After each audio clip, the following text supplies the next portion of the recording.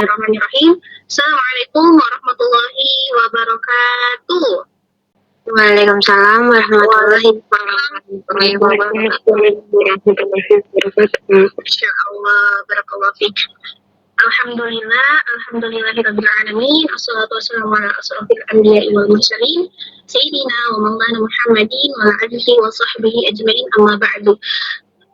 Pertama-tama kan Nurul ucapkan ahlan wa sahlan kepada Uma sebagai pemateri pada kajian malam hari ini yang sudah bergabung bersama kita di room kajian, teman-teman.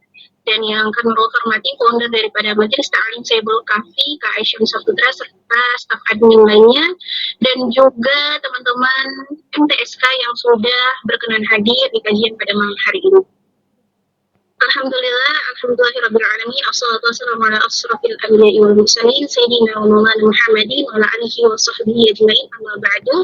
Pertama-tama marilah kita panjatkan puja dan puji syukur kita atas hadirat Allah Subhanahu wa taala yang dimana telah memberikan kita banyak nikmat, di antaranya nikmat sehat, nikmat umur panjang, nikmat kesempatan, dan yang paling utama ialah nikmat iman dan Islam.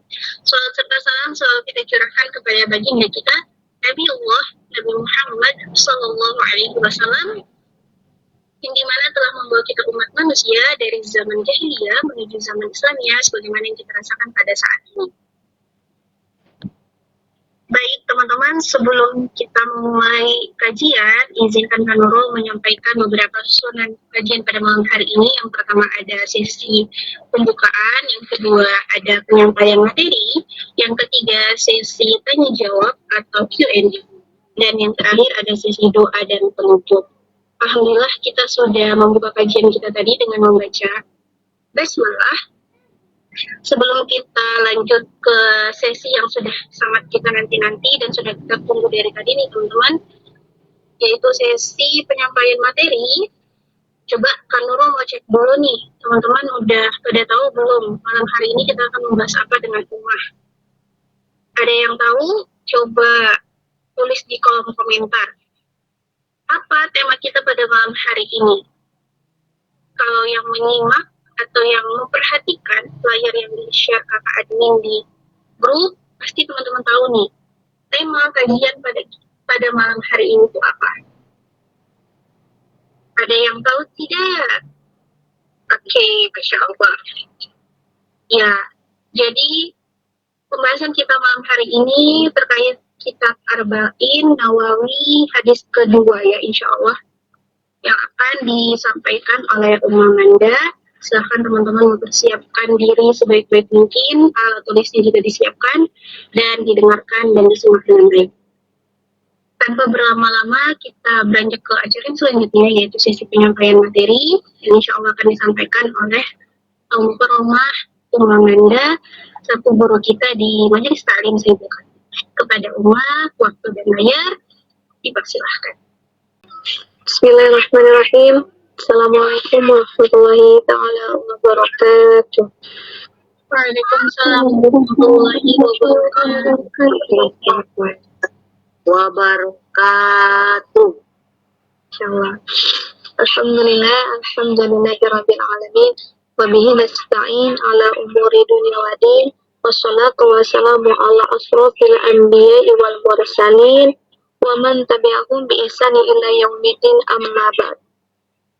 Puji syukur marilah senantiasa kita panjatkan kehadirat Allah yang Maha Ghafur atas segala curahan, limpahan nikmat, rahmat, taufik, hidayah dan inayahnya kepada kita semua, sehingga pada malam hari ini kita bisa berkumpul di majelis kita tercinta, yaitu Sahibul Kahfi, ya insyaallah teman-teman, apa yang menjadi niat kita hadir pada malam hari ini bisa mendapatkan ilmu yang tepat dan juga ridha daripada Allah Subhanahu wa taala. Amin ya Allah ya rabbal alamin.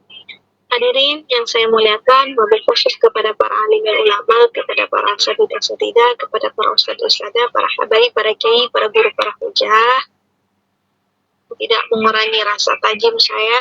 Tak lupa kepada seluruh jajaran admin, MTSK, kepada founder, founder, dan jajaran admin lainnya yang tidak bisa Uma sebutkan namanya, namun tidak mengurangi rasa hormat dan cinta Uma sebagai sama partner, ya. dan khususnya wabil khusus kepada teman-teman semuanya anak-anak MTSK, dan wabil khusus juga nih ada Umi Syakira ya, ibu daripada kita semua ya. Insyaallah terima kasih atas waktunya sudah bergabung di sini ya, insyaallah. Salawat dan salam teman-teman, marilah senantiasa kita curah limpahkan kepada junjungan alam, yakni Habibina wa syafi'ina Nabiyuna Muhammad sallallahu alaihi wasallam, kepada seluruh keluarga, para sahabat, para tabi'in tabi'at, dan kita selaku umatnya. Mudah-mudahan bisa mendapatkan syafaatnya di yaumil akhir kelak. Amin ya Allah ya rabbal alamin. Baik teman-teman, akhwatu fillah, ikhwatu fiddin yang dimuliakan Allah, tanpa berlama-lama di mukadimah. Baik, untuk kajian pada malam hari ini ya kita bahas tentang kitab Arba'in Nawawi lagi. Setelah kemarin kita hadis ke-34, sekarang loncat ke hadis kedua. Tidak berurutan, iya, karena Uma mencari tema yang memang spesifik ya, yang menurut Uma tuh menarik untuk dibahas, gitu. Ya, baik. Di hadis kedua ada yang tahu tentang apa? Tentang iman, Islam, dan ihsan. Masya Allah, iya. Ya, jadi hadis kedua ini membahas tentang iman, Islam, dan ihsan. 3 poin nih, ini penting banget untuk dibahas.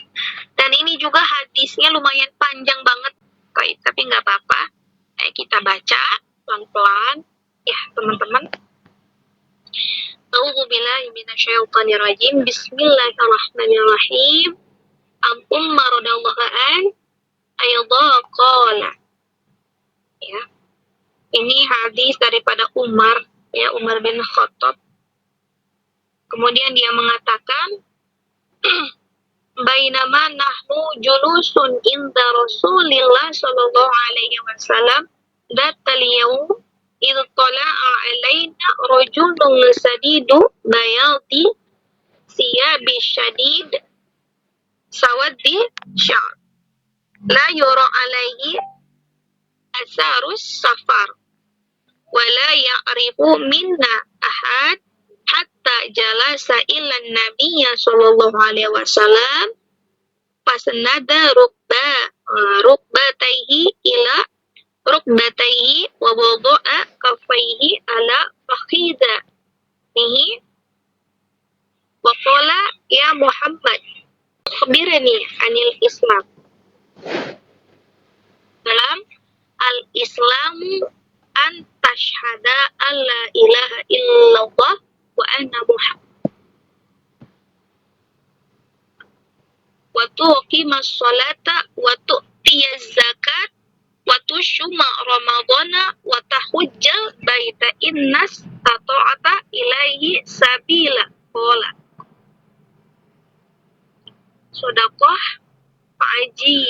fa'ajibana lahu yas'aluhu wa yusaddiqu qala fa'akhbirni anil imani qala an tu'mina billahi wa malaikatihi wa kutubihi wa rusulihi wal yawmil akhir wa tu'mina bil qadar khairi wa syarih.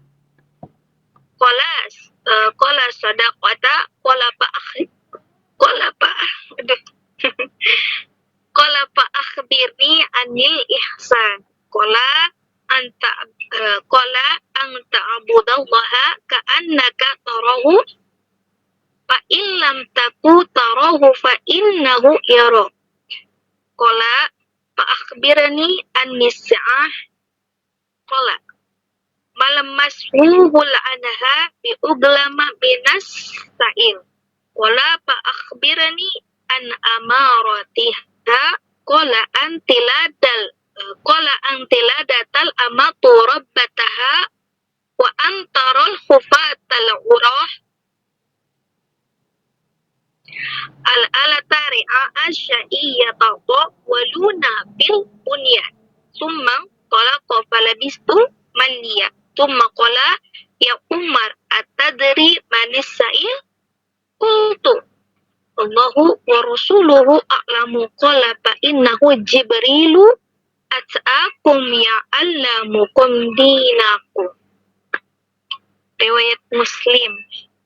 Hadis ini ya daripada Umar bin Khattab radhiallahu an, dia berkata, ketika kami duduk di sisi Rasulullah Shallallahu Alaihi Wasallam, suatu hari tiba-tiba datanglah seorang laki-laki yang mengenakan baju yang sangat putih dan berambut sangat hitam, tidak tampak padanya bekas-bekas perjalanan jauh dan tidak ada seorang pun di antara kami yang mengenalnya.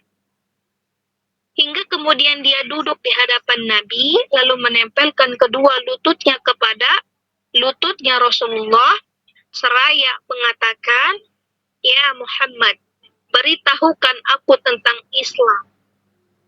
Maka bersabdalah Rasulullah Shallallahu Alaihi Wasallam, Islam adalah engkau bersaksi bahwa tiada ilah Tuhan yang berhak disembah kecuali Allah, dan bahwa Nabi Muhammad adalah utusan Allah. Engkau mendirikan sholat, menunaikan zakat, puasa Ramadan, dan pergi haji jika mampu. Nah, kemudian dia berkata, Anda benar. Nah, kami semua heran. Dia yang bertanya, dia pula yang membenarkan. Kemudian dia bertanya lagi, beritahukan aku tentang iman. Lalu beliau bersabda, iman itu adalah engkau beriman. Engkau beriman kepada Allah, malaikatnya, kitabnya, rasulnya, dan hari akhir, dan engkau beriman kepada takdir yang baik maupun yang buruk. Kemudian dia berkata, Anda benar. Kemudian dia berkata lagi, beritahukan aku tentang ihsan. Lalu beliau bersabda, ihsan itu adalah engkau beribadah kepada Allah seakan-akan engkau melihatnya. Jika engkau tidak melihatnya, maka dia melihat engkau. Kemudian dia berkata lagi, beritahukan aku tentang hari kiamat, kapan kejadiannya. Beliau bersabda, yang ditanya tidak lebih tahu dari yang bertanya. Kemudian dia berkata, beritahukan aku tentang tanda-tandanya. Kemudian beliau, Nabi SAW bersabda, jika seorang hamba melahirkan tuannya dan jika engkau melihat seorang bertelanjang kaki dan dada meninggalkan bangunannya. Kemudian orang itu berlalu dan aku berdiam sebentar. Kemudian beliau, Rasulullah SAW bertanya, tahukah engkau siapa yang bertanya? Aku berkata, kata Umar, Allah dan Rasulnya yang lebih tahu. Kemudian Rasulullah bersabda, dia adalah Jibril yang datang kepada kalian bermaksud mengajarkan agama kalian. Masya Allah. Ya, ini ada beberapa poin nantinya yang akan kita bahas dalam satu hadis ini. Ini berapa banyak poin yang bisa kita ambil. Ini ilmu nih. Masya Allah nih banyak banget pelajaran yang bisa kita ambil dari satu hadis. Ini baru satu hadis. Ya, ternyata plot twistnya orang yang tadi bertanya itu bukan orang iseng, melainkan Jibril alaihissalam yang menyamar. Masya Allah, teman-teman. Ya, untuk mengajarkan Islam kepada kita, ini luar biasa. Nah, sekarang kita masuk kepada pembahasan catatan. Ya. Sebagai catatan yang perlu kita garis bawahi, teman-teman, hadis ini merupakan hadis yang sangat-sangat dalam maknanya. Karena di dalamnya itu terdapat pokok-pokok ajaran Islam, yaitu iman, Islam, dan ihsan. 3 poin nih. Ya, nanti Uma tanya sama Kak Syam apa bedanya iman, Islam, dan ihsan. Ya. Nah, jadi hadis ini mengandung makna yang sangat agung. Kenapa? Karena berasal dari 2 makhluk Allah yang terpercaya. Ya, yaitu aminus sama kepercayaan makhluk di langit alias Jibril.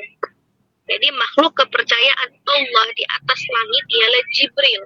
Karena Jibril itu merupakan salah satu malaikat yang memang dia menjadi pemimpin para malaikat yang lainnya.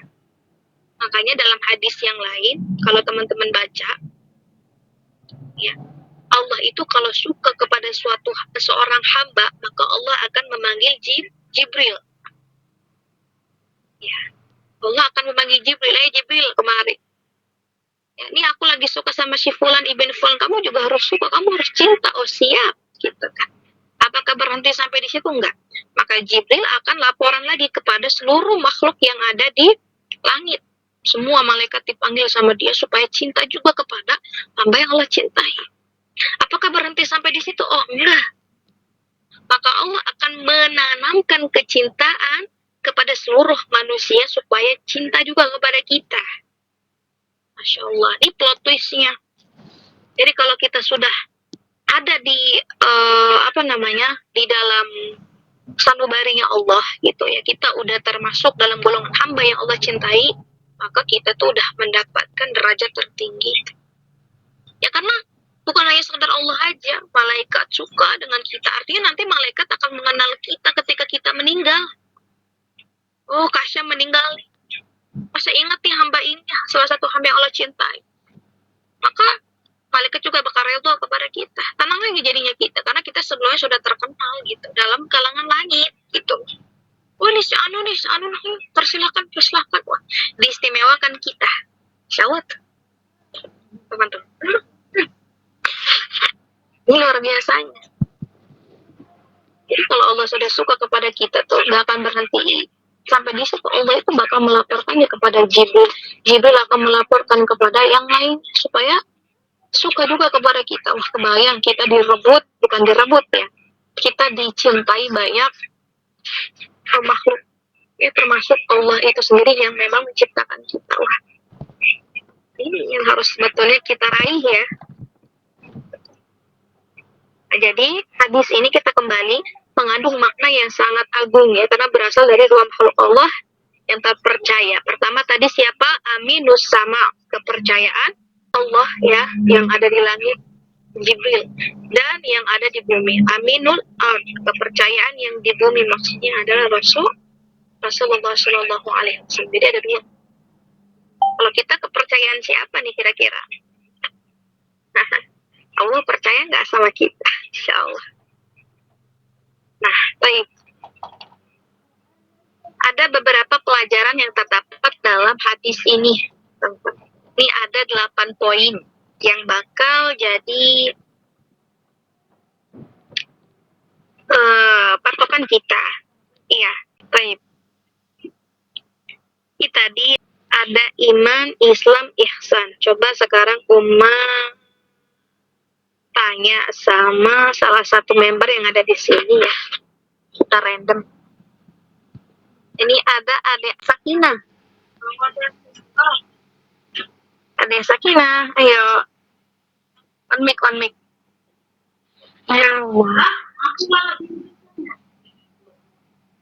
Adek Sakinah nih, mau nanya. Apa disebut dengan iman? Iman itu dengan keyakinan hati kita percaya kepada Rasul kita, Allah dan peraturan Allah juga. Itu merupakan iya, betul, Masya Allah. 100 buat Adek Sakinah. Ya, oke. Lanjut ke pertanyaan kedua, oper lagi kepada Adek Herna. Yo, oke.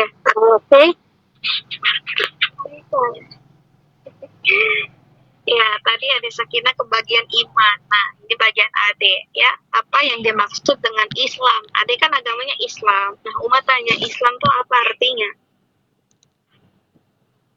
Berserah diri kepada Allah, menjalankan perintahnya dan menjauhi larangannya.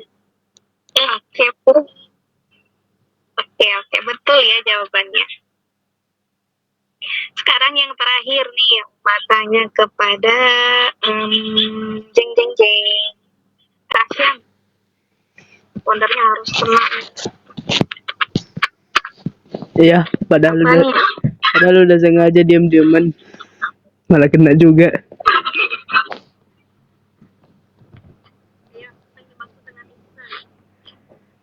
Ihsan adalah tingkatan tinggi dalam beragama dan beribadahnya itu kepada Allah.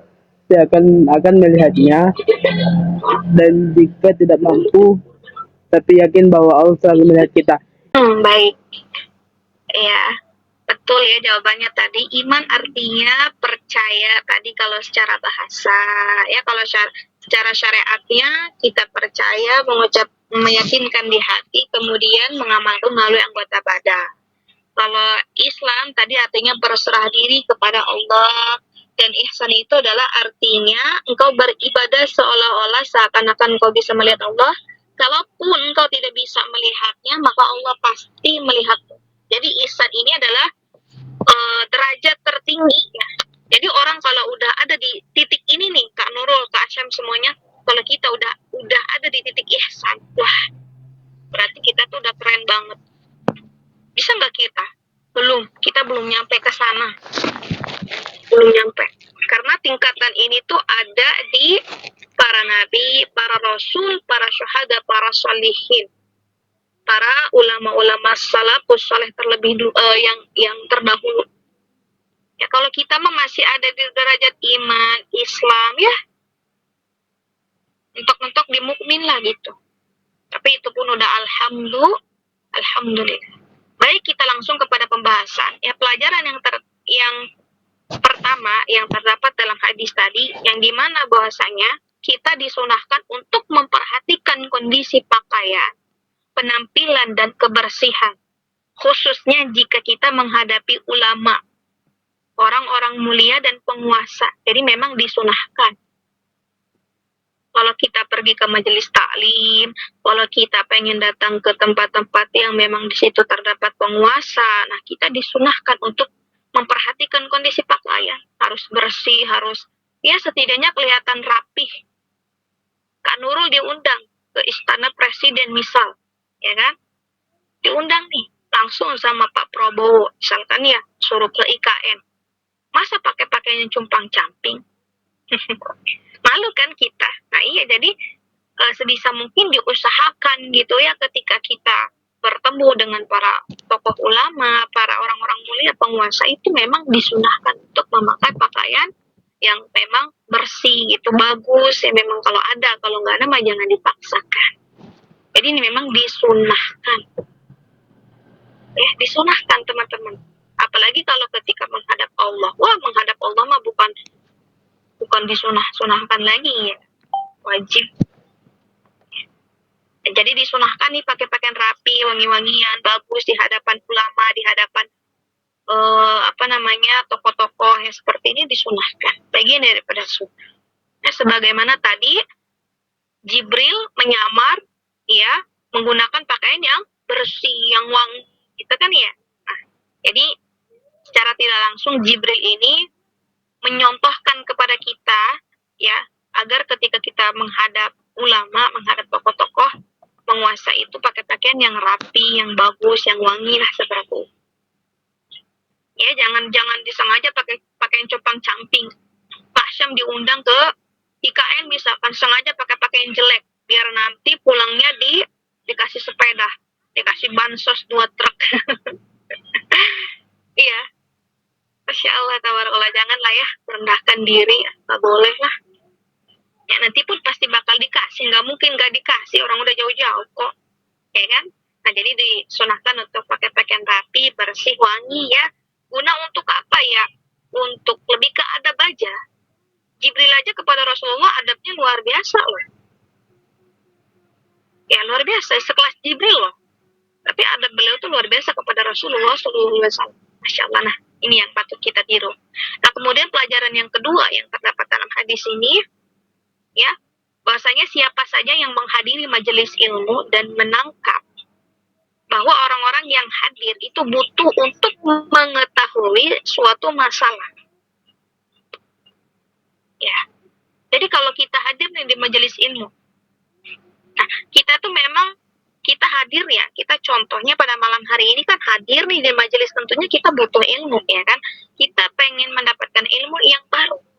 Dan di samping itu teman-teman, kalau memang tidak ada seorang pun yang bertanya ya, maka wajib baginya bertanya tentang hal tersebut meskipun dia mengetahuinya. Kayak contoh tadi Jibril bertanya sesuatu padahal dia udah tahu jawabannya, makanya dia membenarkan. Makanya Umar bin Khattab tadi aneh, ya Rasul dia bertanya tapi kok dia sendiri tahu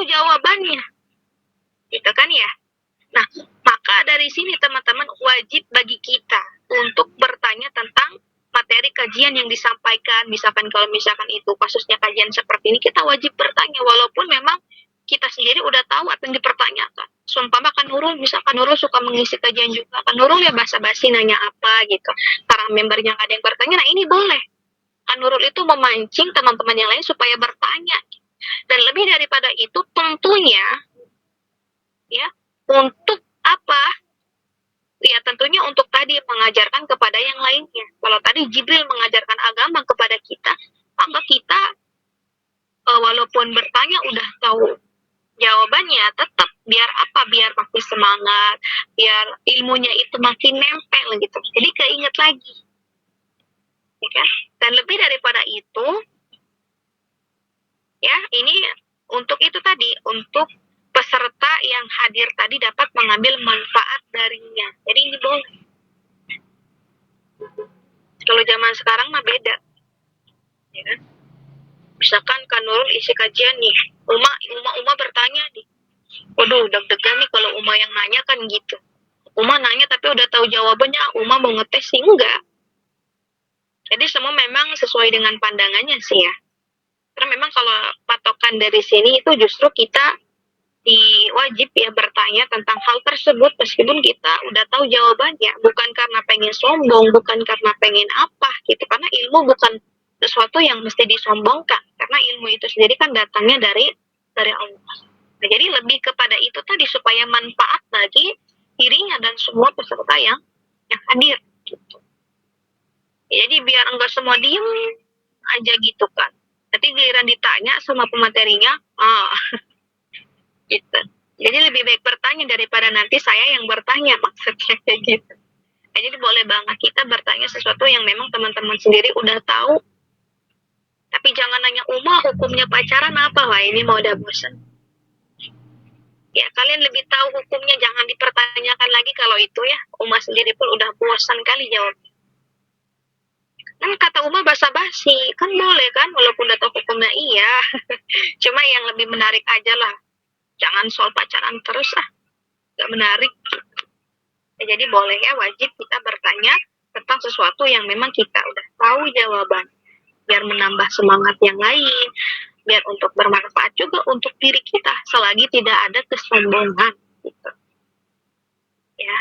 Nah kemudian pelajaran yang ketiga, ya, jika seseorang yang ditanya tentang sesuatu, maka tidak ada celah baginya untuk berkata ana la adri. Dan hal tersebut tidak mengurangi kedudukannya.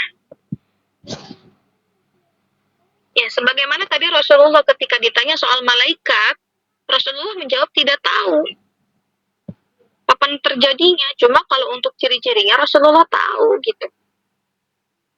Nah, ini juga pelajaran penting buat saya pribadi ya, selaku pemateri atau pendakwah, sama Kak Nurul juga. Jadi ketika nanti semisal ada yang bertanya, ada member yang bertanya, kemudian kita nggak tahu nih, ya kan?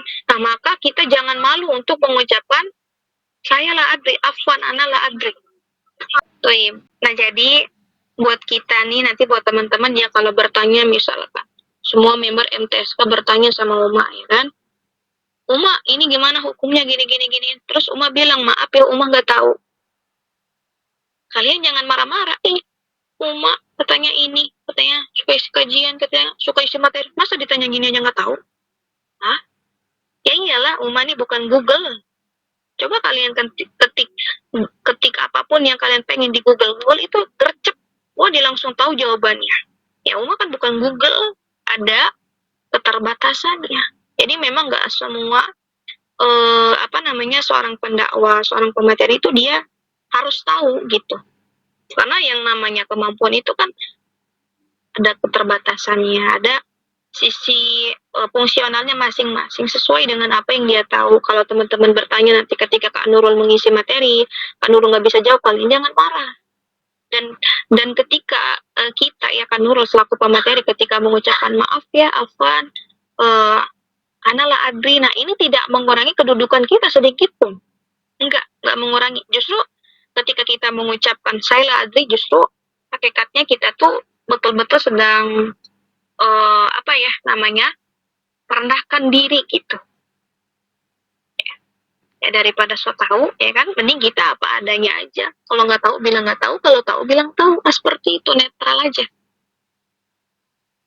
Ya, jangan sampai kita memaksakan diri yang memang bukan kapasitas kita. Saya juga punya kapasitas saya masing-masing. Ya kan? Kalau kemarin misalkan nanti besok kajian Ustadz siapa misalkan, ya memang dia kapasitasnya tentang fikih misalkan, berarti memang kemampuannya di sana, ya kan? Karena setiap pemateri itu punya kapasitasnya tersendiri. Ada yang dia mahir di bidang ini, bidang itu. Jadi kita jangan sampai memaksakan orang tersebut agar bisa dalam semua hal. Ya kan? Guru matematika aja kalau ditanya bahasa Arab belum tentu bisa jawab. Ya kan? Orang dia terbiasa ngitung suruh mikir bahasa Arab. Begitu juga dengan guru bahasa Arab. Kalau ditanya soal PPKN atau bahasa Indonesia. Ya karena memang udah ada ininya gitu, kapasitasnya, kemampuan guru PPKN ya di PPKN, IPA di IPA gitu. Gak mungkin guru IPA ngajar matematika, ya kan? Tapi kita sebagai murid nih, sebagai selaku seorang pencari, lebih ditekankan untuk memahami semua materi apa yang guru jelaskan. Cuman di samping itu kita punya kemampuan dalam beberapa pelajaran. Sumpama kan ada 8 pelajaran di sekolah. Nah, kita lebih dominan ke matematika misal. Ada yang dominan ke Inggris. Nah, kan jadi sesuaikan. Jadi itu tidak masalah sedikit pun gitu. Kalau misalkan kita di Inggris nilainya anjlok, tapi di agama nilainya 90 kan. Nah, seperti itu. Atau di PPKN kita nilainya kecil, tapi di IPA gede. Nah, jadi memang punya kapasitas masing-masing. Nah, jadi kita kembali nih. Jadi dalam hadis ini tadi Nabi mengajarkan kepada kita untuk tidak bahwasanya ketika ada yang bertanya kita mengucapkan afwan analah adri gitu, maaf saya nggak tahu gitu. Nah, maka ini tidak mengurangi kedudukan kita sedikit pun, sama sekali tidak mengurangi kedudukan kita.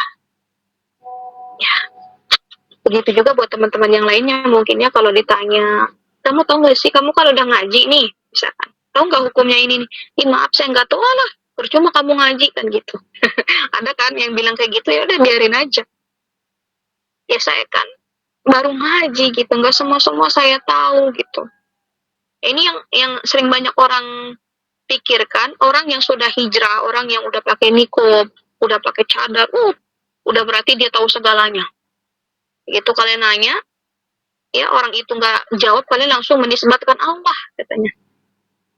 Pakai pakaian kayak gini, masa ditanya ini nggak tahu lah? Apa hubungannya pakaian dengan itu? Ya kan? Tuh kan Nurul juga bukan malaikat yang serba tahu kan gitu. Rasulullah aja kan ketika ditanya soal tadi jawab nggak tahu. Ini yang nanya lebih berilmu. Jibril loh. Tapi Jibril sendiri nggak pernah dikasih tahu juga sama Allah tentang kapan terjadi hari kiamat. Jadi bukan berarti Jibril ini ngetes, enggak. Iya, insyaallah karena Jibril udah tahu kedudukan Rasulullah itu. Nah, jadi ini pelajaran yang sangat berharga buat kita. Pentingnya bagi kita untuk jika ada seseorang yang ditanya tentang sesuatu, maka tidak ada celah bagi dirinya untuk berkata, afwan anala adri, saya tidak tahu. Karena hal tersebut tidak mengurangi kedudukannya sedikit pun. Jadi no gengsi-gengsi. Ya udah gitu. Ya teman-teman. Kemudian yang nomor 4. Nah, karena tadi di sini ada ungkapan bahwasanya kata Rasulullah, tahukah engkau siapa yang bertanya tadi, ya kan, kepada Umar, ya. Kemudian kata Umar, hanya Allah dan Rasulnya yang tahu, gitu kan. Nah, kemudian kata Rasulullah, dia adalah Jibril, ya kan, yang datang kepada kalian bermaksud untuk mengajarkan agama kalian. Nah, jadi di sini bisa disimpulkan ya oleh para ulama tafsir yang menafsirkan hadis tersebut, bahwasanya kemungkinan malaikat itu tampil dalam wujud manusia. Ya karena di sini tadi Nabi mengatakan itu Jibril, jadi ada kemungkinan besar di sini Jibril itu nyamar. Ya.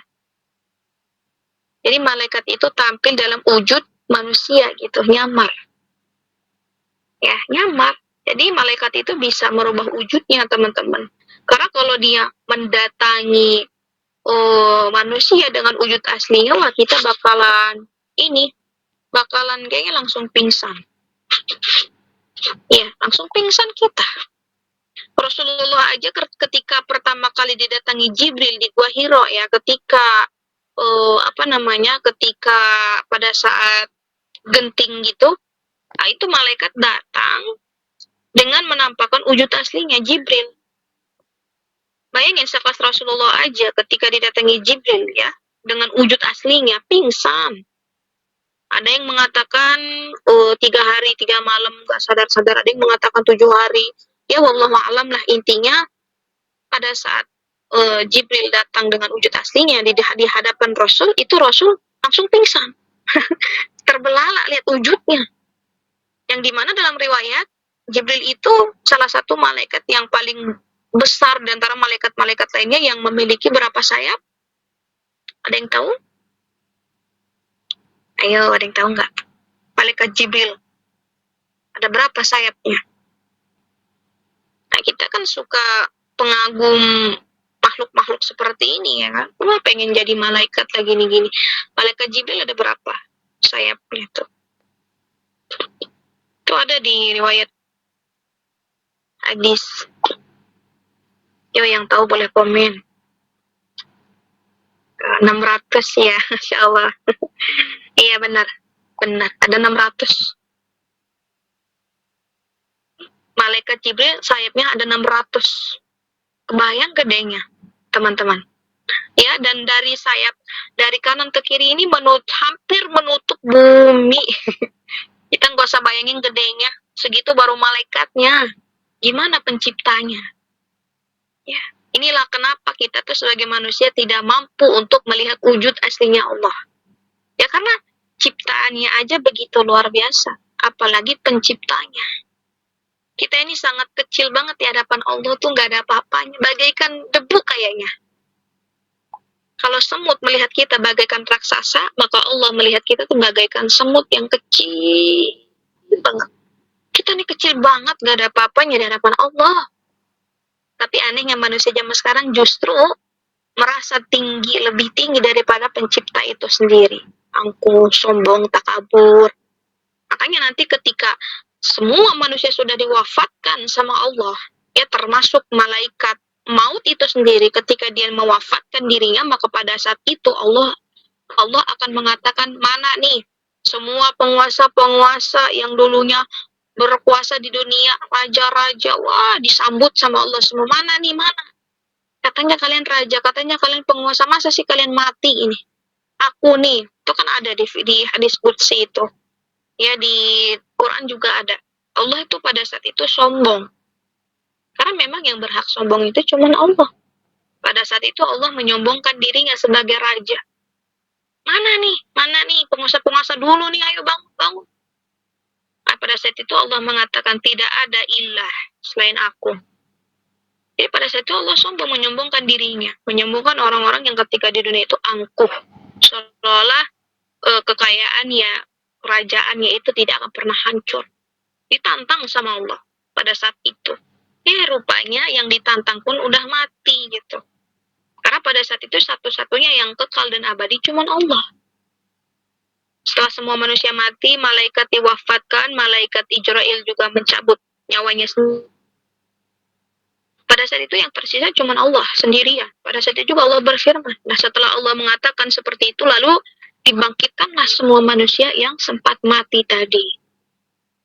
Insyaallah. Nih. Jadi tadi besar kemungkinan bahwa malaikat itu tampil dalam wujud manusia. Biar apa? Biar Rasulullah nggak takut gitu. Iya. Jadi kita nggak usah aneh-aneh deh permintaannya. Ya Allah, aku pengen bertemu dengan malaikat. Sekalinya yang datang malaikat Israel. Apa nggak ketar-ketir? Ya Allah, aku pengen ngeliat Jibril, katanya bagus banget. Jibril itu salah satu sosok malaikat yang tampan, gagah rupawan, yang perkasa. Wah, bagus banget itu kan. Dalam hadis dikatakan itu malaikat Jibril itu salah satu malaikat yang gagah, perkasa, bagus lah daripada yang lainnya. Keren lah gitu bahasa kita. Nah, kita akhirnya adalah sekelebat pengen ketemu, ya Allah, aku pengen ketemu Jibril. Sekelas Walioba aja belum bisa ketemu Jibril lah kita. Sekalinya dipertemukan sama malaikat Israel. Nanti tenang aja, suatu saat pun kita bakal ketemu dengan malaikat Israel. Kita bakal dipertemukan nanti di detik-detik sakaratul maut. Kita bisa melihat wujud asli daripada malakul maut. Tenang aja. Ya, nanti hijab kita dibuka sama Allah ketika sakaratul maut, kita mampu melihat kedatangan malaikat maut. Jadi kalau sekarang mah nyantai dulu, gak usah muluk-muluk pengen ketemu malaikat. Ya, malaikat tiap hari ketemu sama kita, tapi gak petantang-petenteng dia. Ya, malaikat Raqib Atid tiap hari ngawasin kita 24 jam. Ada malaikat maut juga sama ngawasin kita. Kurang apa coba? Kita ini sebenarnya tiap hari diperhatikan, betul-betul diperhatikan. Cuma kadang anehnya manusia selalu ngerasa bete, selalu ngerasa sendiri, ngerasa boring, ngerasa jenuh, ngerasa nggak diperhatiin lah, apalah gitu. Padahal kalau kita pengen tahu, buat teman-teman nih yang suka baper-baper, yang suka bad mood nggak jelas, kalian itu udah spesial. Allah merhatiin, malaikat merhatiin. Kurang apa? Setan juga merhatiin. Kita diperhatikan oleh 3 sosok gitu, yang memang secara kasat mata tidak terlihat, tapi hakikatnya mereka itu selalu mengawasi dan memperhatikan gerak-gerik kita. Makanya tadi kita itu diajarkan untuk beribadah seolah-olah Allah melihat kita. Kalaupun kita nggak dapat melihat Allah, maka Allah pasti melihat kita. Nah, ini kan bentuk tingkat iman yang tertinggi, derajat yang tertinggi, itu ihsan. Jadi kalau kita udah nyampe level ini, wah, nggak kaleng-kaleng hidup kita. Pasti hidup kita tuh akan tertata betul-betul. Jadi nggak ada satu celah pun dalam hidup kita itu bermaksiat, tuh nggak ada.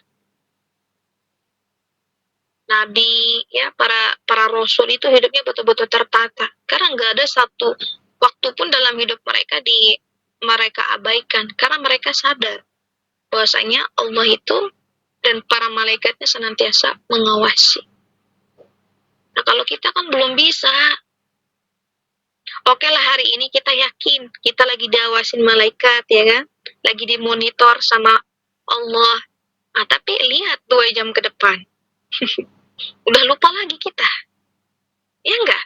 Udah lupa lagi kita, scroll TikTok lagi, joget-joget lagi, maksiat lagi, gibah lagi. Jadi kayak apa ya, belum betul-betul nyerap gitu ke hati, ya kan? Nah, inilah teman-teman, inilah pentingnya sifat muraqabah. Muraqabah itu adalah sifat yang dimana selalu merasa diawasi. Ini kalau kita selalu merasa diawasi, kita tentunya akan berhati-hati, baik dalam ketika berbicara, berbuat, bertingkah laku, dan beribadah. Ya, kalau kita kan belum bisa di tahap ini, belum. Iman kita masih berbolak-balik, ya kan? Masih naik turun, wah, macam-macam. Kita ini masih kalah dengan bisikannya syaitan. Ya Allah, kita mah kalau setan yang ngebisikin gercep banget. Kayak nggak ambil panjang lagi, iya, langsung siap gitu. Tapi coba ketika malaikat yang bisikin untuk ibadah, banyak kali alasannya, nanti dulu, aduh. Itu modelan kita. Allahu Akbar. Ya. Nah, kemudian pelajaran yang kelima yang bisa kita ambil daripada hadis ini, ya, ada nyatet nggak nih kira-kira?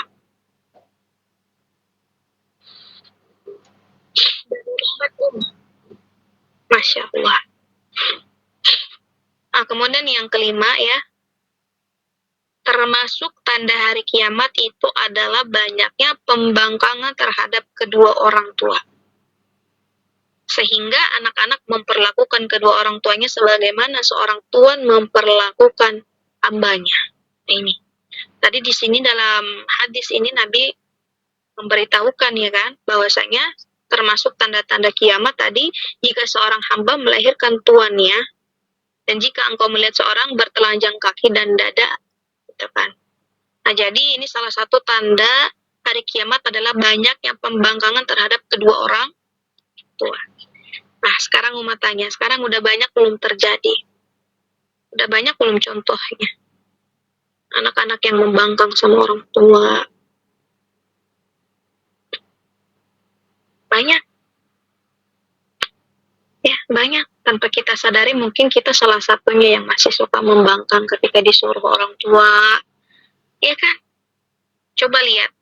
Dulu itu orang tua itu, ya, ketika kita kecil mereka berusaha susah payah supaya kita itu bisa makan, bisa sekolah.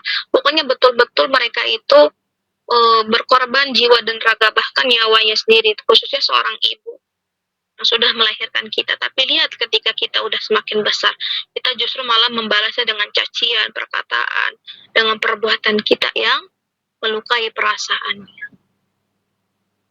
Subhanallah. Kalau secara istilah ya, secara bukan istilah, bahasa, peribahasa. Kalau peribahasanya gini, ya, kalau orang tua itu kaya, maka anak jadi raja. Tapi kalau orang tuanya kaya, anak yang jadi raja. Tapi kalau anak yang jadi raja, ya, kalau anak yang kaya, anak jadi raja, orang tua jadi babu. Nah, jadi ini percis banget sama yang Nabi sabdakan.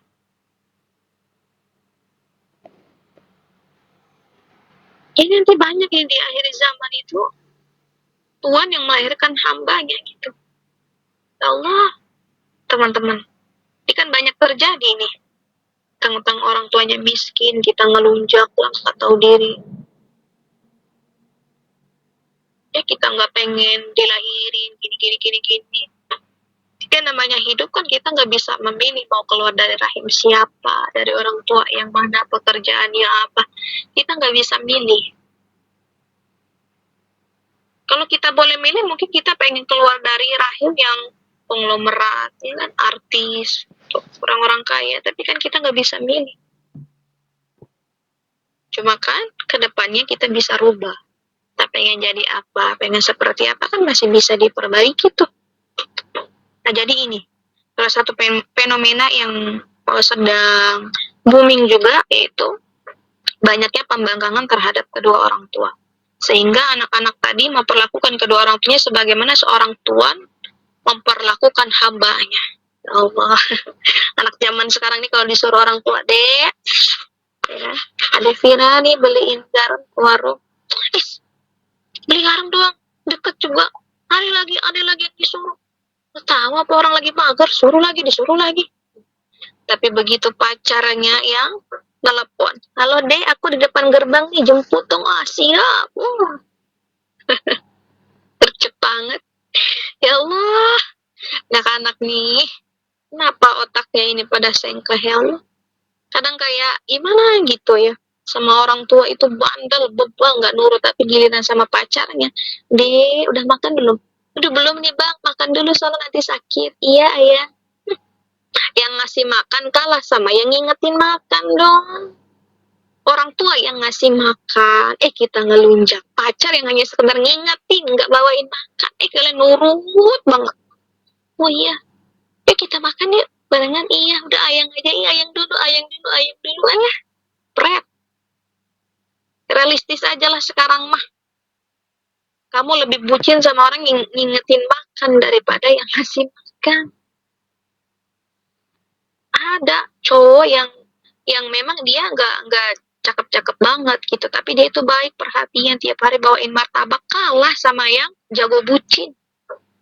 Kamu tahu nggak bedanya air sama ini? Apa tuh? Kalah sama yang suka jago-jago gombal. Allahu Akbar.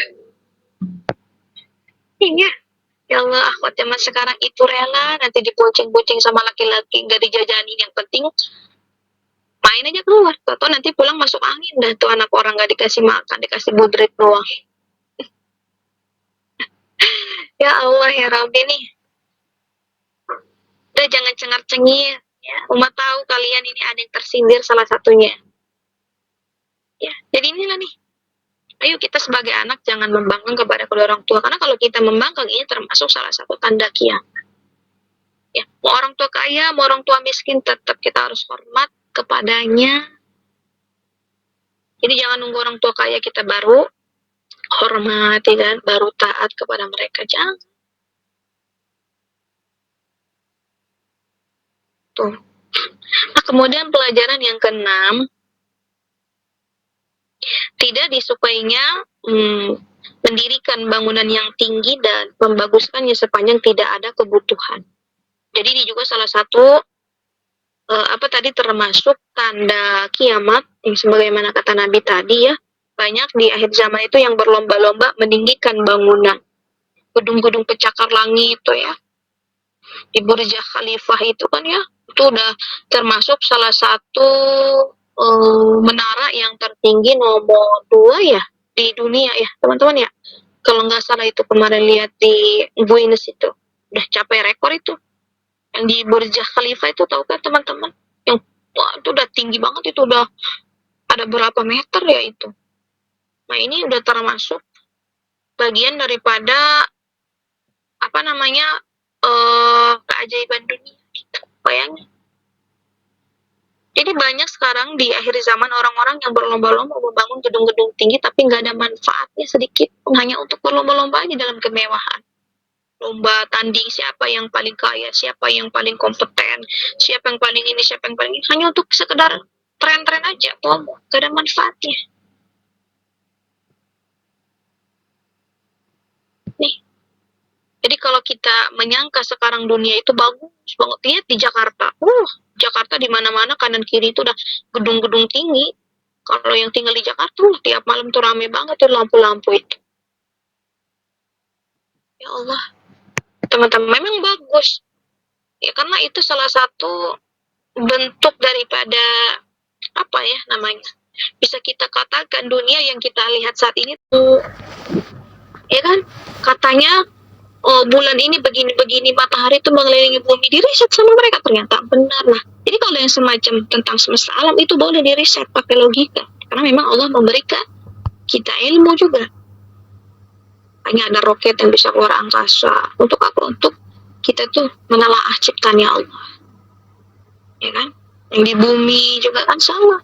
Tapi kalau untuk berkaitan tentang hukumnya Allah nih, ini nggak bisa kita seenak jidat, bla bla bla minta supaya diriset dan gini.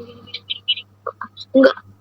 Jadi kalau udah mentok di dalil, maka yang perlu didahulukan adalah wahyu itu sendiri, dalil itu sendiri yang memang datang daripada Allah secara langsung. Ya, jadi perkara gaib itu tidak ada yang mengetahuinya kecuali Allah, tapi kita wajib mengimaninya. Dan terakhir yang pelajaran yang terdapat dalam hadis ini adalah yang dimana di dalamnya tadi terdapat keterangan tentang adab dan cara duduk dalam majelis ilmu.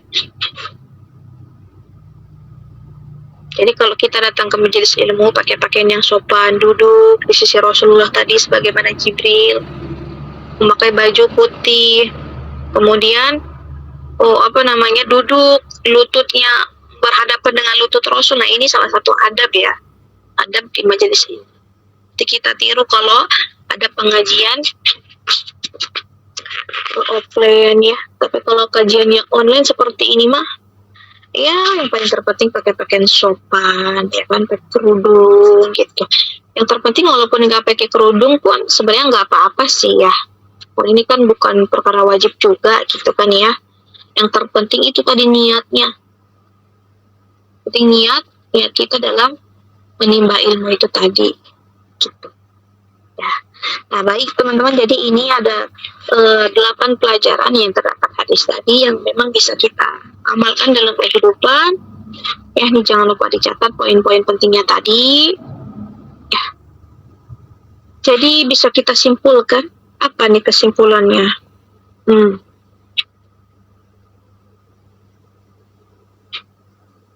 Ya, kesimpulannya mungkin sebagai tambahan daripada saya pribadi, karena ini merupakan pokok-pokok ajaran Islam, yaitu iman, Islam, dan ihsan.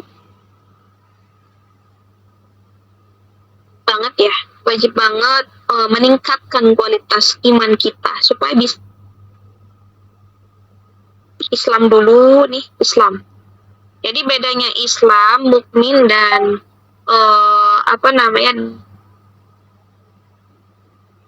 nih, kalau Muslim ya, kalau Islam, nih misalkan Ade Herna, Islam nih agamanya, ya memang Islam di KTP-nya, tapi tidak pernah menjalankan perintah Allah. Pokoknya jauh lah dari kata Islam. Jadi Islamnya hanya KTP. Nah, maka ini hanya Islam aja. Tetap dia dikatakan Islam, cuma Islamnya Islam KTP.